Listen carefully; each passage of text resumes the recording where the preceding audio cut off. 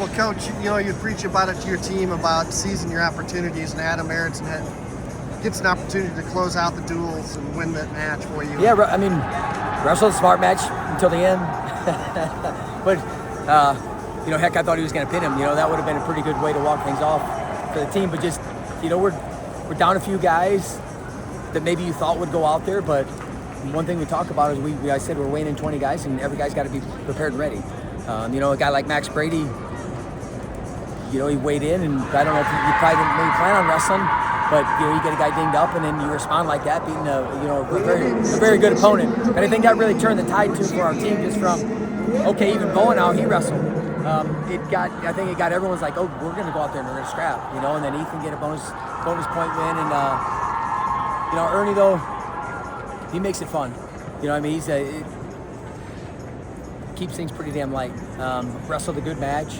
He actually sprawled a couple times, so he gets rewarded for that when he sprawls. Fun just to see guys excited and the whole team excited about winning a tournament. Probably, I would imagine them guys coming in here, they probably expected that they were going to kind of run over things, and I thought we competed well.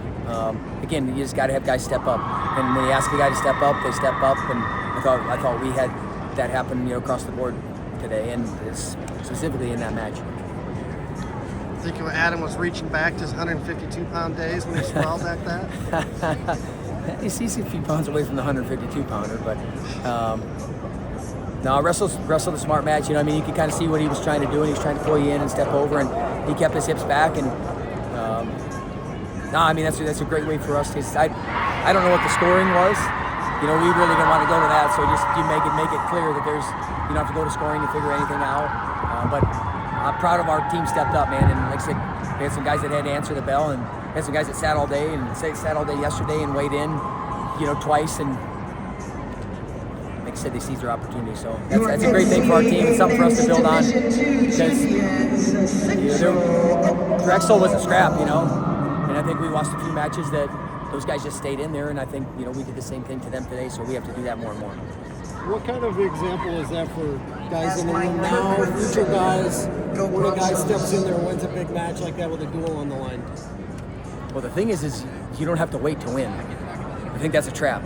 It's a huge trap, because I have nothing. Tomorrow's not guaranteed for anybody, so we're trying to get these guys to really live in the moment as much as possible and take it in. Hey man, I don't know who's going to wrestle the Big 12s. I don't know who's going to wrestle now. I don't know who's going to wrestle next week.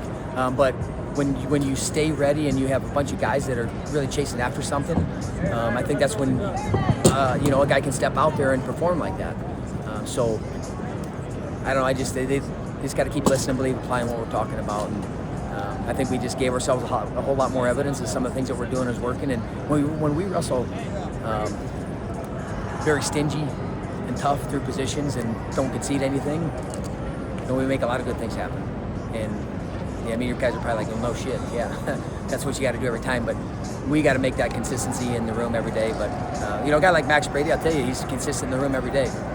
He's doing a great job, and he's got people in front of him that are pushing him and making him better. And like I said, that's a big win. Just I think it changed the momentum of our meet.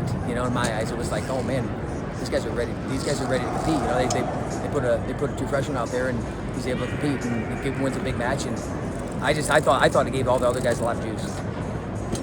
So you guys with national duels back in November, we're in the new year now, where you get a second big duel tournament where you get a lot of matches in a lot of days. Yeah. What have you kind of learned about your team so far as you kind of get into the Big 12 schedule to get that beat of it? We're pretty gritty. We're pretty gritty individuals. That's part of.